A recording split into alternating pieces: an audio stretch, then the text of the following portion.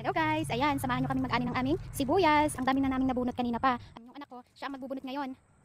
Medyo madami pa, madami-dami na din yung mapit na bunot namin. Ayan o, yung ani namin. Ang gagawin ko dyan, patutuyuin ko yan hanggang sa matuyo na yung balat niya, and then sa winter, para tumagal siya hanggang winter. Ayan, ang lalaki ng aming tanim na sibuyas, diba? Sabihin mo, diyan sa cellphone mo yung account ng mamimitas na ito. Oo nga, si George na ang mamimitas ng aming, mag-aani ng aming sibuyas. Diba? Huwag kang mag-thank you diyan. Bakit po? Kasi hindi pa tayo dyan. Ano po? Hindi pa tayo dyan. Hindi pa po tayo dan? Hindi pa. Okay po. Ano pang bubunutin mo? Meron pa ba? Oo. O sige, bunutin mo lahat. Lahat ng ating sibuyas. Oh, wow! Ang dami! Ayan o, ang dami na nabunot niya. Very good! Isa pa. Meron pa. Oh. O sige, kuhanin mo pa.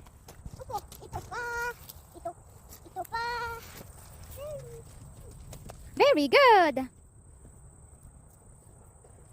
Kamitas ako.